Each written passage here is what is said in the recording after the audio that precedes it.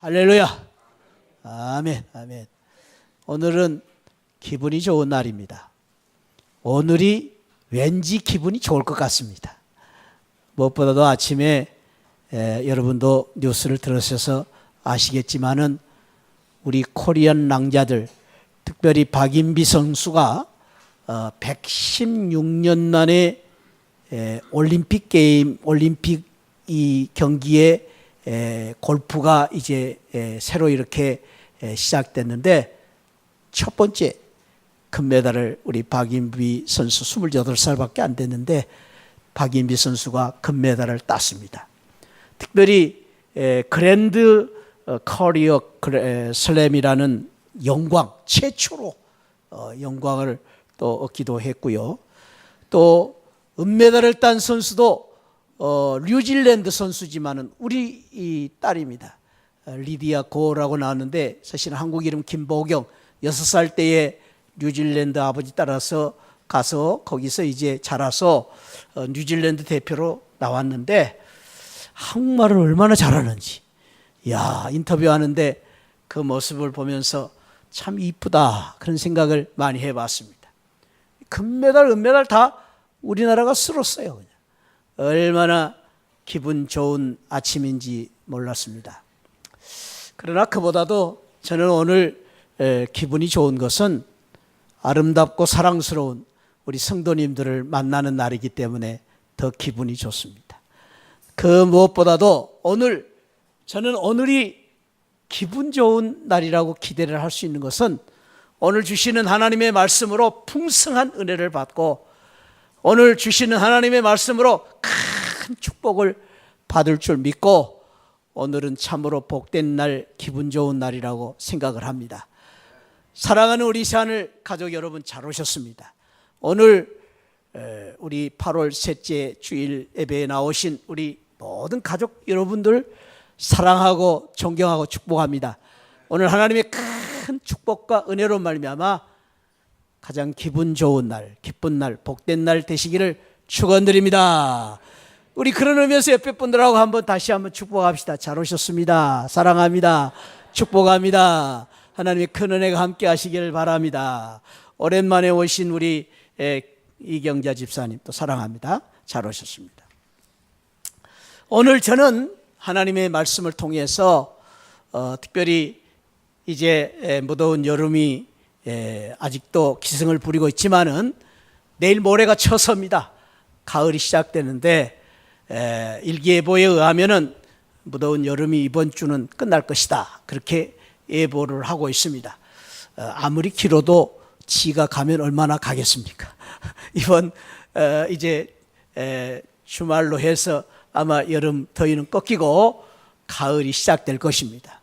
가을 하면 무엇보다도 풍성한 열매를 추수하는 그러한 가을이죠.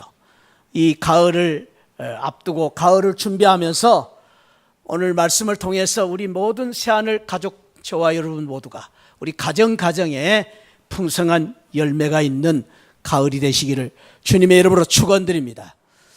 오늘 우리가 읽은 말씀에 보면은 예수님이 들려주신 비유의 말씀, 이야기가 소개되어 있는데 가을을 맞이한 포도 가수원에 대한 이야기를 소개하고 있습니다.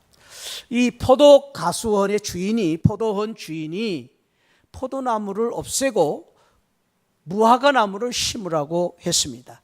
그 무화과나무를 심으라고 한 이유는 아마 포도 농사보다 무화과나무의 이제 열매의 더 큰 수확을 바라보면서 그렇게 했겠죠.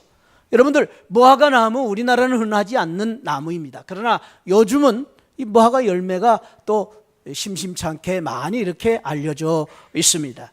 무화과라고 한 것은 꽃이 피지 않고 열매를 맺는다라고 해서 무화과입니다만 사실은 꽃이 있습니다. 보이질 않아서 그렇지 꽃이 있는데 이렇게 우리는 꽃이 없이 열매를 맺는다 해서 무화과입니다. 무화과 이 나무는 우리나라의 사과나무, 배나무처럼 이스라엘 근동 지역에서는 아주 흔한 나무입니다. 흔한 나무고 특별히 우리나라도 감을 따서 꽃감을 만들어서 1년 내내 먹는 것처럼 이스라엘 사람들은 이 무화과 열매를 1년 내내 이렇게 이제 저장을 해서 먹는 그런 아주 즐겨 먹는, 그리고 이스라엘 사람들이 아주 또 건강식품으로 먹는 그러한 과일 나무 중에 하나입니다. 성경에서도 보면은 무려 60회 정도나 무화과 나무에 대해서 언급을 할 만큼 성경에 많이 기록되어 있습니다. 예수님께서도 오늘 주시는 말씀에도 무화과 나무에 대한 이야기를 하셨지만은 여러 차례에 걸쳐서 이 무화과 나무에 대한 비유를 말씀을 하시기도 하셨습니다. 이 무화과 나무는 특별히 이제 그 건강식품에도 좋은데요. 그래서 고대 올림픽, 지금 브라질 리우 올림픽이 열리고 있는데 올림픽 검투사들이 이 무화과 나무를 스테미너 음식으로 많이 이렇게 애용을 했다라고 말하기도 하고, 또 최고의 당대 최고의 미녀였던 이 클레오파트라가 제일 좋아하는 과일이 무화과 나무였다, 그렇게 알려지기도 했습니다. 우리나라에도요, 지금 요즘은 이 많은 국내 연구진들이 연구를 해가지고 황산화 작용, 항균 작용, 항암 작용에 이 무화과 나무가 아주 좋다, 그래가지고 요즘은 이 무화과 나무를 많이 이렇게 애용을 하는 사람들이 늘어나고 있습니다. 그래서 그런지 모르지만은 오늘 이 포도원 주인이 포도나무 대신에 무화과 나무를 심으라고 한 것입니다. 그런데 안타깝게도 3년이 지났는데도 무화과 나무 열매가 없어. 무화과 나무 열매가 맺지 않아서 주인이 그 무화과 나무를 보면서 찍어버려라. 저 나무를 저렇게 비싼 우리가 이제 참 땅에다가 저렇게 공들을 심어놨는데 열매가 없으니까 찍어버려라. 그렇게 했을 때에 포도원 지기 농부가 주인에게, 주인님 한 해만 더 참아 주십시오. 한 해만 더 기다려 주십시오. 제가 잘 거름도 주고 잘 가꾸어서 내년에는 틀림없이 열매를 맺게 하겠습니다, 라는 그러한 내용의 이야기를 주신 것입니다. 오늘 본문의 내용의 스토리는 바로 이런 간단한, 어떻게 보면 단순한 이야기입니다. 그러나 사실은 오늘 이 말씀 속에서 이 이야기의 내용 속에서 주님의 깊은 뜻을, 특별히 주님의 마음을 담은 그러한 교훈을 우리에게 주고 계시는데, 이 말씀 속에서 특별히 열매 없는 무화과 나무에 대한 교훈을 통해서 역설적으로 주님이 주시는 말씀은 열매를 풍성하게 맺는 그러한 우리 신앙생활을 하라, 열매를 풍성하게 맺는 성도들이 되라라는 말씀으로 역설적인 교훈을 주고 계십니다. 그래서 저는 오늘 주님이 주신 이 말씀을 통해서 주님 귀한 사랑과 은혜로 저와 여러분들이 이번 가을을 맞이하면서 풍성한 열매를 맺는 그런 가을을 준비하고, 풍성한 열매를 맺는 우리 가정, 풍성한 열매를 맺는 우리 사업, 풍성한 열매를 맺는 인생들이 되시기를 소망하면서 오늘 저와 여러분들이 이 말씀을 통해서 큰 은혜와 축복을 받고 이러한 은혜를 누리기를 원합니다. 특별히 오늘 어떻게 이러한 축복을 받을 수 있는가에 대한 교훈을 주시면서 의미 있는 주님의 교훈은 첫 번째로는 이 말씀입니다. 한번 저를 따라할까요? 잘못된 내 삶에서 돌아서라. 사실은 돌아서라라는 말씀도 좋지만 돌아오라라는 말씀이 더 원칙적인 말씀이라고 볼 수 있습니다. 여러분, 오늘 주님이 주신 이 무화과 나무에 대한 이야기를 우리가 들었는데, 여러분 왜 이 무화과 나무가 열매를 맺지 못했을까요? 오늘 본문에서는 그 무화과 나무가 열매를 맺지 못한 것에 대해서 전혀 설명을 하지를 않습니다. 다만 우리가 추측해 볼 때 이 무화과 나무가 열매를 맺지 못한 이유는 모든 조건은 좋았습니다. 조건이 나쁜 거 아니었습니다. 또 뿐만 아니라 이 무화과 나무가 농부가 잘 돌보고 정성을 들여서 가꾸었습니다. 그런데도 불구하고 무화과 나무가 열매를 맺지 못하는 이유는 무화과 나무 자체에 문제가 있었다. 무화과 나무 그 자체가 열매를 맺지 못한 문제가 있었는데, 그 자체에 대한 문제가 무엇인가? 무엇일까요? 그 자체에 대한 문제. 무화과 나무가 왜 열매를 맺지 못했을까? 한번 옆에 분하고 한번 우리 물어볼까요? 한번 물어봅시다. 왜 무화과 나무가 열매를 맺지 못했을까요? 여러분 아세요? 여러분 아세요? 저도 잘 몰라요. 설명을 안 했기 때문에. 그런데 우리가 이 깊은 뜻을 이해를 하기 위해서는 별 수 없이 성경을 깊이 봐야 될 필요가 있는데, 오늘 이 예수님의 이 무화과 나무에 대한 이야기는 바로 6절부터 9절까지였는데 5절까지의 이야기를 배경으로 하고 있습니다. 6절의 말씀의 내용은 5절까지의 내용을 이야기하는데, 그 5절의 이야기 속에 두 가지의 의미 있는 그 사건을 언급하고 있습니다. 먼저 1절을 한번 보십시다. 1절에 보면은 그런 말씀을 합니다. 그때에 마침 두어 사람이, 그때는 예수님이 말씀하신 그때 두 사람이 와서 빌라도가 어떤 갈릴리 사람의 피를 그들의 제물에 섞은 일로 예수님께 물어봤다 하였다. 질문했다. 빌라도는 누군가? 오늘 또 우리가 사도신경을 이제 고백할 때에, 신앙 고백할 때 빌라도의 고난을 받으신 예수님의 십자가에 그 빌라도입니다. 빌라도 총독, 로마의 총독. 당시 로마의 속국으로 이제 통치를 받고 있었던 이스라엘은 로마에서 보낸 총독으로부터 이 이스라엘이 이제 통치를 받고 있었습니다. 그런데 오늘 여기에서 보신 바와 같이 빌라도가 피의 제물을 섞어서 제사를 드린다. 역사가 요세푸스에 의하면은 당시의 역사를 기록하기를, 당시 다시라도가 이스라엘 백성들을 탄압하고 이 이스라엘 백성들을 이제 다스리기 위해서, 강압적으로 다스리기 위해서 유월절과 같은 절기가 있을 때마다 이스라엘 백성들을 수없이 죽였다는 것입니다. 유월절과 같을 때에 때로는 3,000명을 피를 흘려 죽이기도 하고, 심지어는 2만 명이 한꺼번에 죽는 사건도 있었다라고 요세푸스가 역사가가 기록할 만큼 이 빌라도가 그때 당시에 엄청난 이스라엘 백성들을 죽였습니다. 그 이스라엘 백성들을 통치하기 위해서 일제 치하에서 우리나라 사람들이 수없이 옥고를 치르고 일제 치하에서 많은 사람들이 죽었던 것처럼, 우리 기독교인들 가운데 순교를 했던 것처럼 이 빌라도가 그런 엄청난 끔찍한 일을 행했단 말이에요. 그걸 가지고 이 예수님께 이 두어 사람이 와가지고, 예수님 어떻게 세상에 이럴 수가 있습니까? 하나님을 믿는 백성들을 이렇게 단합하면 되겠습니까? 빌라도가. 그런데도 빌라도가 벼락을 맞지 않고 살아있으니 어떻게 됩니까? 이런 말을 했겠죠. 그건 제가 지어낸 말이에요. 없어서. 그 사건이 하나예요. 예수님께 와서 말씀하신. 그 다음에 오늘 4절 말씀에 보실까요? 4절 말씀에 또 하나의 사건이 있는데, 그 사건을 또 이야기합니다. 실로암에서 뭐가 무너졌어요? 망대가 무너졌어요. 그래서 치어 죽은 사람 몇 명이? 18명.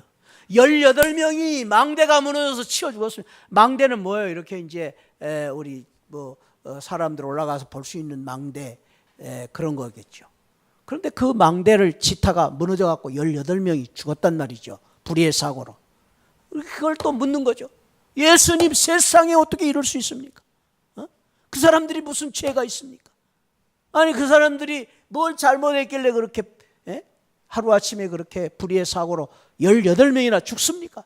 여러분, 저와 여러분들이 지금 사는 이 세상에 이런 사건들이, 예기치 아니하는 사건들이 간간히 일어나가지고 참으로 억울하게 죽는 사람들이 있지요. 얼마나 참 가슴 아픈 일. 그런 일이 있어서 지금 두 사람이 와가지고 예수님 앞에 이런 질문을 한 것입니다. 이것이 이제 오늘 이 무화과 나무에 대한 이야기의 스토리의 배경이에요. 배경이. 그냥 왜 예수님이 무화과 나무 이야기를 하셨는가에 대한 그 원인이에요. 그런데 오늘 그 말씀 속에서 두 번이나 주님께서 이 말씀을 듣고 나서, 질문을 듣고 나서 두 번씩이나 주님이 하신 말씀이 있습니다. 먼저 3절에 한번 읽어봐요. 시작. 너희에게 이르노니 아니라 너희도 만일 회개하지 아니하면 다 이와 같이 망하리. 여기서 이제 아니다라는 말이에요. 아니다. 똑같은 말로 5절에서도 그래요. 5절에서 똑같은 말이에요. 똑같은 두 번이나 하니까 두 번이나 아니다. 한번 저를 따라해 보세요. 아니다. 뭐가 아니에요? 아니기는. 뭐가 아니다 말이에요. 그래 지금 빌라도가 수많은 사람들을 잡아서 피해 제사를 드리는 거 그들이 잘못하고 그들이 죄가 있고 그들이 재수가 없고 그들이 운이 나빠서 그게 아니다 그 말이에요. 망대가 실로암에서 무너져서 하루에 18명이 죽었는데 그 죽은 것이 그 사건이 그들이 잘못해서 그들이 무슨 죄를 지어서 그들이 운이 나쁘고 재수가 나빠서 죽은 게 아니다 그 말이 아니다 그 말이. 그것은 그 사건의 의미 속에는 회개하라 라고 하신 주님의 뜻이 있다는, 주님의 메시지가 있어서 그런 사건을 우리에게 주셨다. 회개하기 위해서 하나님께서 회개하라고 그런 일을 주셨다라는 말씀. 사랑하는 성도 여러분, 오늘 저와 여러분들이 이 말씀을 통해서 짚고 가야 될 것은 우리가 돌에 넘어질 수도 있고 돌에 부딪혀 넘어질 수도 있고 또 때로는 차를 가다가 사고를 만날 수도 있고 또는 내가 열심히 살고 성실히 사는데도 불구하고 우리 자녀들이 곁길로 가고 탈선할 수도 있고 우리 자녀들이 열심히 공부를 했는데 대학에 떨어질 수도 있고 내가 기도를 열심히 했는데 고난이 있고 아픔이 있을 수 있다라는 것입니다. 그럴 때 우리는 잊지 말아야 합니다. 오늘 주님이 말씀하신 말씀대로 그럴 때마다 우리가 생각할 것은 내가 못나고 내가 무슨 죄가 있고 내 운수, 내 사주팔자가 나빠서가 아니라는 거예요. 많은 분들은 그런 사건을 만날 때마다 자책하고 질책하고 그리고 비관하고 절망하고 낙심합니다. 나를 한없이 내 자신을 낮추는 그런 일로 인하여서 나를 괴롭힐 때가 많이 있습니다. 주님은 말씀하십니다. 아니다, 그러지 말아라는 거죠. 아니다. 오히려 그런 기회를 절호해 돌이키는 회개의 기회로 삼으라는 거예요. 그것이 주님의 역설적인 교훈입니다. 사랑하는 성도 여러분, 세상 사람들은 예수님을 모르기 때문에 돌아갈 곳이 없기 때문에 하나님이 없기 때문에 안 되고 어려울 때에 자책하고 비관하고 낙심하고 절망하고 끝납니다. 하나님 없기 때문에. 그러나 저와 여러분들은 하나님을 믿기 때문에 하나님의 사랑을 믿기 때문에 하나님이 여전히 저와 여러분을 사랑하시기 때문에 그 안 되고 실패하고 실수한 자리에 끝나지 마시고 그 자리에서 회개 하나님 앞에 돌아가시기를 주님의 이름으로 축원드립니다. 그것이 바로 오늘 주님이 주신 역설적인 축복이에요. 돌아가라. 회개입니다. 하나님이 주신 회개의 사인으로 하나님 앞에 돌아오라는 사인으로 너가 어렵고 힘들 때마다 하나님 앞에 돌아오라는 사인으로 이해하고 살아라 라는 말씀. 그래서 우리는 다시 한번 회개의 의미를 깊이 생각하면서 회개의 이 축복을 누리고 살아야 됩니다. 사랑하는 새하늘 성도 여러분, 회개의 축복을 누리고 사시기를 축원드립니다. 회개가 무엇인가 대표적인 성경 구절 두 군데를 소개하려고 합니다. 구약의 대표적인 성경 구절 이사야 55장 7절 한번 읽어봅시다. 시작. 악인은 그의 길을 불의한 자는 그의 생각을 버리고 여호와께로 돌아오라. 그리하면 그가 긍휼히 여기시리라. 우리 하나님께로 돌아오라. 그가 너그럽게 용서하시리라.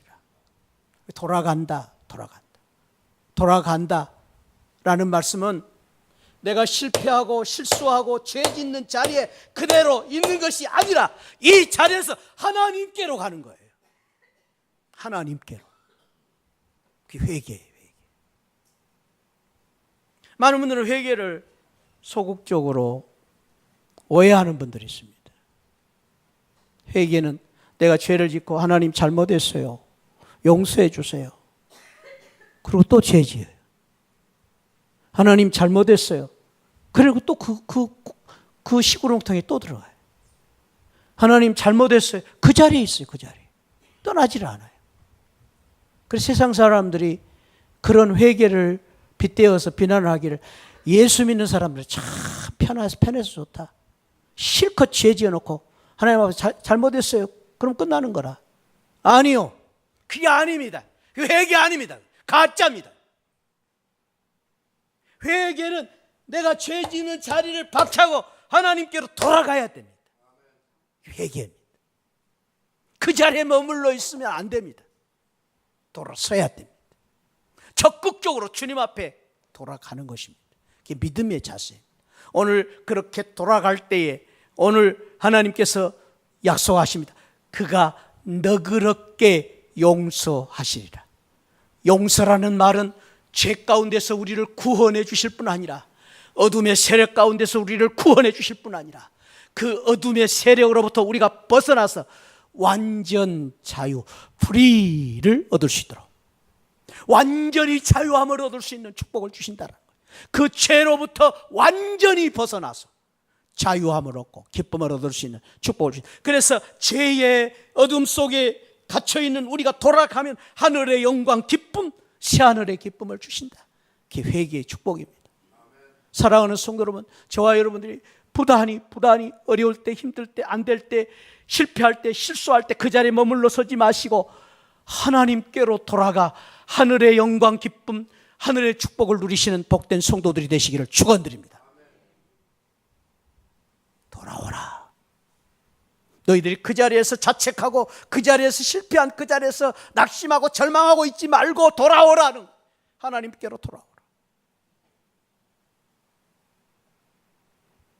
신약의 대표적인 또 하나의 말씀은 사도행전 3장 19절 말씀이에요.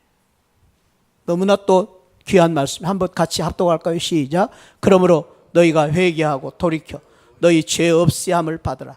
이같이 하면 새롭게 되는 날이 주 앞으로부터 이를 것이다. 여기 돌아온다는 말은 구약의 이사야의 말씀이나 신약의 이 말씀이나 같은 말씀이 돌아온, 회개는 돌아가는 거예요. 그런데 여기서 놀라운 또 하나의 축복, 돌아갈 때, 하나님 앞에 돌아갈 때 새롭게 되는 날을 주실 것이다. 새롭게 되는 날을 주실 것이다. 영어 성경 보니까 refresh 할 것이다. refresh.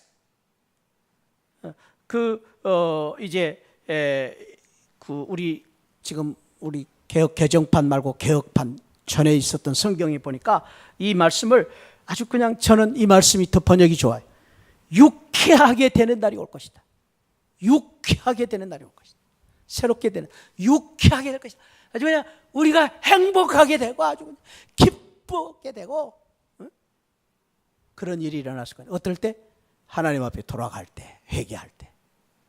사랑하는 성도 여러분, 그래서 우리는 부단히 믿음 생활하면서 저와 여러분들이 부단히 사모하면서 또 우리가 몸부림치면서 살아야 되는 것은 주님 앞에 돌아가시기를 축원드립니다. 할렐루야. 주님 앞에 돌아가시죠. 그럴 때 주님이 우리를 자유케 하시고 주님이 우리를 리프레시 하시고 유쾌하게 되는 행복을 주신다고 말씀하십니다. 이러한 일로 인해서 우리가 주님 앞에 돌아가는 이 일로 인해서 끊임없이 우리를 자책하고 우리를 또 좌절하고 낙심하는 자리에 머물러 있지 마시고 안 된다 하지 말고 하나님 앞에 돌아가 하나님으로부터 주신 은혜로 말미암아 풍성한 삶을 살고 행복한 삶을 사는 귀한 은혜가 있기를 축원드립니다. 세상은 우리를 끊임없이 안 된다고 말합니다. 그러나 주님은 아니다. 언제든지 돌아오라고 말씀하십니다. 주님 앞에 돌아가면 됩니다. 할렐루야. 돌아가면 되는 것입니다. 오늘 주시는 말씀의 또 하나의 의미는 13장 8절의 말씀입니다. 13장 8절. 찍어버리라. 주인이 그랬습니다. 그럴 때에 그 포도원 지기가, 농부가 말하는 것입니다. 13장 8절 한번 다시 읽어볼까요? 시작. 대답하여 이르되 주인이여 금년에도 그대로 두소서. 그러니까 이 말씀의 의미 속에서 주님이 이야기하려고 하는 그 뜻은 무엇이냐면은 이 말씀의 이 구절 속에 예수님의 마음이 담겨 있는 거예요. 하나님은 우리를 죄로 말미암아, 율법으로 말미암아 우리를 마땅히 죄인이라고 우리를 정죄할 수밖에 없는데, 그럼에도 불구하고 끊임없이 우리 주님은 이야기하는, 하나님 한 번만 더 기회를 주십시오. 하나님, 우리 시하늘 성도님들 한 번만 더 기회를 주세요. 저 정봉채 목사 한 번만 더 기회를 주세요. 주님의 마음이, 주님의 귀한 마음을 여기에 담고 있는 거예요. 그래서 저는 이 말씀을 역설적으로, 교훈으로 이렇게 우리가 마음에 담아뒀으면 좋겠습니다. 한번 저를 따라합시다. 주님이 다시 주신 기회를 허비하지 말자. 아까 주님 앞에 돌아가면 됩니다. 첫 번째는. 그런데 오늘 이 말씀 속에서 주님이 한 번만 더 기회를 주십시오 했으니까 그 기회를 놓치지 말아야 돼. 이제는 허비하지 말아야 돼. 그래야 우리가 바른 삶을 사는 거예요. 근데 주님이 다시 주신 이 기회는 어떤 기회냐?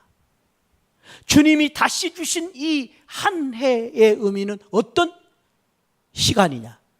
그것은 바로 오늘이라는 기회입니다. 오늘, now, today, 현재라는 기회입니다.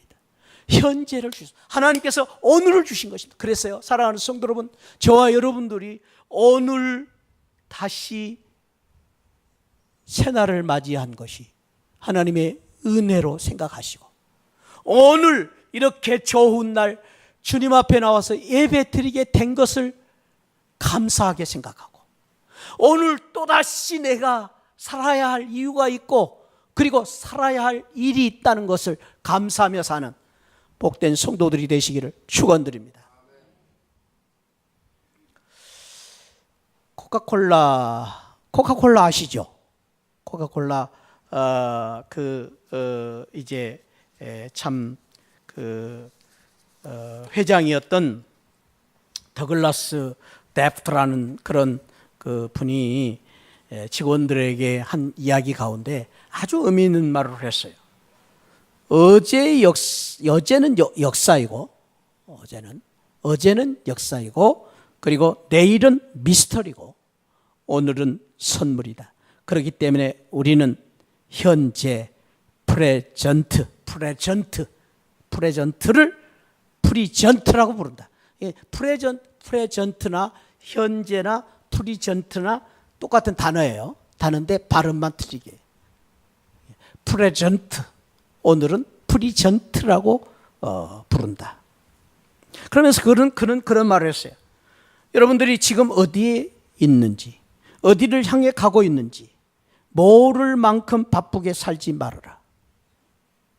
삶은 경주가 아니라 한 걸음 한 걸음 음미하는 여행이다. 이분의 말씀 속에서 아주 의미 있는 말을 했어요. 오늘은 하나님이 주신, 나에게 주신 선물이다. 한번 따라할까요? 오늘은 하나님이 주신 선물이다. 그러므로 사랑하는 성도는 오늘이 기회입니다. 오늘이 기회입니다. 오늘이 찬스입니다. 그 찬스입니다. 오늘이 아주 하나님이 주신 축복의 기회로 여러분들이 믿으시기를 축원드립니다. 지나간 어제를 여러분들이 후회하지 마시고, 또 앞으로 올 미래에 대한 너무나 큰 기대와 그 미래를 바라보면서 미루지 마시고, 오늘을 반전의, 역전의 축복의 기회로 삼는 귀한 은혜가 있기를 축원드립니다. 그 일을 위해서 하나님이 나에게 오늘을 주셨기 때문입니다. 예수님이 그 귀한 축복을 주시기 위해서 오늘을 주셨기 때문입니다. 그 귀한 축복을 바라본 사도 바울은 그런 고백을 고린도 교인들에게 하신 말씀 가운데 그런 고백을 했습니다. 우리 한번 읽어봅시다. 시작. 보라, 지금은 은혜 받을 때요. 보라, 지금은 구현. 여기 지금이라는 말은 오늘입니다. 오늘. Now, just now. 지금이 은혜 받을 때입니다. 지금이 저와 여러분들이 은혜 받을 때입니다. 할렐루야. 지금 은혜를 받으시기를 바랍니다. 내일로 미루지 마시고. 지금 구원의 기쁨과 영광을 누리고 사시기를 축원드립니다. 그보다 더 귀한 일이 없습니다. 그 기회를 놓치지 마십시오. 그 기회를, 축복의 기회를 미루지 마십시오. 내일로 미루지 마시고 오늘 하나님이 주신 축복의 기회로 내 것으로 만들어서 오늘부터 저와 여러분들의 삶이 새로워짐으로 은혜의 삶을 삶으로 풍성한 열매를 맺는 귀한 은혜가 있기를 축원드립니다. 옛날 고대 사람들은 그런 지혜가 있었어요. 여기 큰 배지요. 옛날에는 고대에는 지금처럼 항만이 잘 발달되지를 못해가지고 큰 배가 항구까지 들어올 수가 없어요. 지금 뭐 항구를 다 이렇게 공사를 해가지고 이제 배들이 들어오게 만들어 놨습니다. 근데 옛날에는 그러지는 못했어요. 그래서 옛날에는 이 배들이 이제 저 멀찍이 바다에서 이렇게 기다리다가 어떻게 들어왔냐면은 이 배가 이제 물건을 화물을 퍼야 되니까 실어나를 화물을 퍼야 되니까 어떻게 했냐면은 하나님이 밀물을 보내주시는 거죠. 하나님께서. 그래서 큰 민물이 몰려올 때에 이 배가 항구까지 들어오는 거예요. 그리고 그 하역 작업을 다 한 다음에 썰물을 주실 때 또 이 배가 바다로 나가는 거예요. 그래서 이 배를 가리켜서 어퍼 루트라는 말을 붙였어요. 이 배를 어퍼루트. 그래서 하나님이 주신 그 기회를 통해서 들어오고 나갈 수 있다. 어퍼루트라고 불렀어요. 그런데 이 귀한 이 배를 의미하면서 만들어진 단어가 영어로 opportunity라는 단어예요. opportunity, 기회. 그래서 유명한 문호였던 섹스피어는 그런 말을 했어요. 기회는 하나님이 주신 축복의 시간이다. 하나님이 주신 축복의 시간이다. 그래서 기회다. 그렇게 말했어요.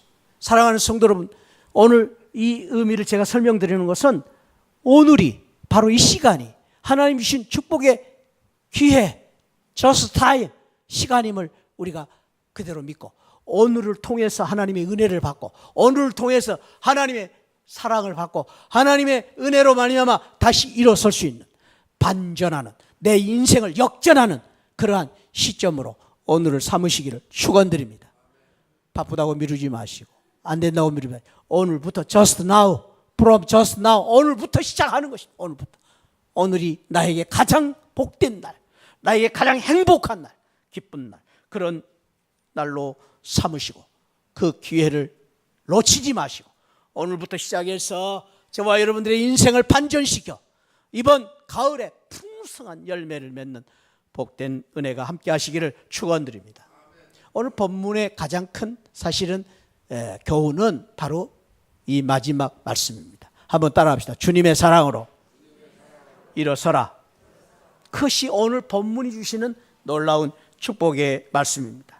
오늘 3년 동안 열매를 맺지 못한 무화과 나무, 마땅히 찍어 넘어질 수밖에 없는 그 무화과 나무를 향해서 주님이 말씀하시죠. 주인님, 한 번만 기회를 주십시오. 금년에 그대로 두십시오. 아까 제가 말씀드렸습니다. 이 말씀 속에 주님의 뜻이 들어있다. 주님의 사랑이 담겨있다. 주님의 간절한 염원이 들어있습니다. 이것이 바로 오늘 저와 여러분들을 향하신 주님의 마음입니다. 하나님께 드리는 주님의 기도입니다. 하나님, 우리 시하늘교회 우리 성도님들 한 번만 더 봐주십시오. 하나님, 우리 시하늘교회 성도님 금년 한 해만 더 기회를 주십시오. 이것이 주님의 마음입니다. 주님께서는 오늘 또 열매를 맺지 못한 저와 여러분들을 보시면서 안타까워하시면서 마땅히 이제 주님께서 마땅히 찍어 무너질 수밖에 없는 저와 여러분들을 바라보시면서 끊임없이 주님께서는 사랑하시기 때문에 기다리시고 주님 사랑하시기 때문에 기다리실 뿐 아니라 참아주시고 인내하시면서 우리를 바라보고 계시는 우리 주님의 그 사랑으로 저와 여러분들을 바라보시면서 기다리시며 용기를 주시며 하신 말씀이 주님의 사랑으로 다시 일어서라, 주님의 사랑으로 다시 일어서라, 주님의 사랑으로 다시 일어서라 라고 말씀하신 교훈의 말씀이 바로 오늘 본문의 말씀입니다. 이 귀한 교훈에 대해서 독일 신학자인 폴 틸리라는 신학자는 이 세상에 두 가지 정의가 있다. 하나는 세상에 정의가 있다.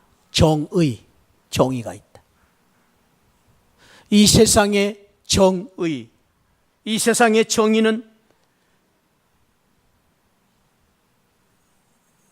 사람들이 잘못을 할 때, 실수를 할 때 여지없이 정죄하고 비판하고 그리고 여지없이 심판하는 그러한 정의가 있다. 사실 세상의 정의는 그러한 정의가 필요하죠. 세상에서는 그런 정의 때문에 질서가 있고 그런 정의가 있기 때문에 법이 있고 또 그런 정의로 인해서 나쁜 사람들이 죄를 범하지 않도록 막는 것이죠. 그 세상의 정의다.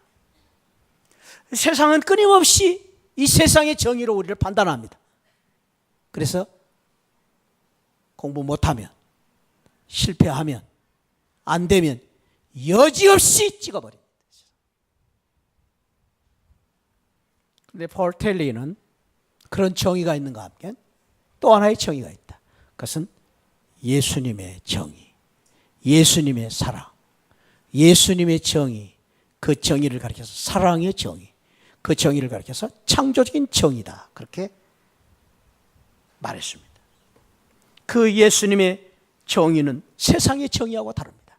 세상의 정의는 법대로, 상식대로, 그리고 세상의 그 판단을 가지고 여지없이 판단을 하지만 예수님의 사랑의 정의는, 창조적인 정의는 이렇게 다릅니다. 예수님의 사랑의 정의, 창조적인 정의는 미련한 자를 지혜 있는 자로 만들기 위해서 더 수고하고 더 희생합니다. 그리고 예수님의 사랑의 정의는 약한 자를 불러서 강한 자로 만드십니다. 그리고 예수님의 사랑의 정의는 멸시받는 자를 부르셔서 존경받는 인격체로 세워가십니다. 예수님의 정의는 끊임없이 우리가 찍어 문드러져야 되는데 실패할 수밖에 없고 실패하고 또 우리가 참으로 실수한 자를 무시하지 아니하고 예수님께서는 끊임없이 희망과 사랑으로 다시 불러일으켜서 우리를 세우시는 정의, 이것을 창조적인 정의, 새롭게 하시고 그리고 우리를 강하게 하시고 능력 있게 하시는 정의로 우리를 세워 가신다고 폴 틸리라는 신학자가 말했습니다. 그렇습니다. 사랑하는 성도 여러분, 이것이 주님의 사랑입니다. 이것이 주님의 은혜입니다. 오늘 마땅히 열매 맺지 못한 무화과 나무를 찍어버려야 되지만 주님은 끊임없이 우리를 향해서 기도하십니다. 하나님, 한 해만 더 기다려 주십시오. 그리고 저들을 위해서 내가 걸음을 더 주겠습니다. 가꾸겠습니다. 그 주님의 사랑으로, 창조적인 그 주님의 그 정의로 말미암아 저와 여러분들을 일으키시고 용기를 주시고 새롭게 하시는 창조적인 이 주님의 정의로 말미암아 그 주님의 사랑으로 말미암아 다시 일어설 수 있는, 다시 힘을 얻고 약한 자가 강하게 되고 실패한 자리에서 일어서서 다시 새로워지는 그런 귀한 은혜가 함께 하시기를 축원드립니다. 그래서 우리는 3년 동안 열매가 없는 것 때문에 낙심하고 절망하지 마시고 그것 때문에 우리가 끝난 것이 아닙니다. 오늘 주님은 말씀하십니다. 괜찮다. 다시 시작하면 된다. 주님 앞에 돌아오면 된다. 주님께서 너에게 오늘이라는 다시 기회를 주었다. 오늘부터 시작하자. 그리고 주님의 이 사랑으로 일어서라. 주님의 이 사랑으로 다시 한번 약한 자가 강하게 되는 이 축복으로 일어서라. 저와 여러분들이 주시는 이 귀한 주님의 음성을 들으심으로 말미암아, 이 주님의 귀한 축복으로 말미암아 주님 손 붙잡고 주님 의지하고 다시 일어서서 풍성한 열매를 맺는 복된 성도들이 되시기를 축원드립니다. 우리는 열매를 맺을 수 있습니다. 주님 때문입니다. 우리는 열매를 맺어야 됩니다. 주님 때문입니다. 예수님이 계시기 때문에 이대로 주저앉아 있으면 안 됩니다. 우리는 실패자가 아닙니다. 우리가 안 되는 게 아닙니다. 예수님이 계시기 때문입니다. 주님으로 말미암아 다시 일어설 수 있는 우리 시안을 성도들이 되시기를 주님의 이름으로 축원드립니다. 기도하십시다. 하나님 감사합니다. 우리를 이토록 사랑해 주시고 축복해 주시니 감사합니다. 지나간 과거를, 실패를 아버지 비관하지 말게 하시고 오늘 다시 일어서게 하여 주옵소서. 예수님 사랑으로 예수님 손 붙잡고 다시 일어설 수 있는 저들 되게 하여 주시니 감사합니다. 예수 그리스도 이름으로 기도하옵나이다. 아멘. 지금은 나 같은 죄인 구원해 주신 우리 주 예수 그리스도의 십자가의 은혜와 우리 하나님 아버지 만극하신 사랑과 성령 하나님의 감동 감화 충만하신 은혜가 열매 없는 무화과 나무를 찍어버리지 아니하시고 살려주신 것처럼 우리를 다시 한번 일으켜 주시고 새롭게 하시는 그 주님의 사랑을 붙잡고 살기를 원하는 우리 모든 성도들 심령 후에 지금으로부터 영원토록 함께 계시기를 축원하옵나이다. 아멘. 아멘. 아멘. 아멘.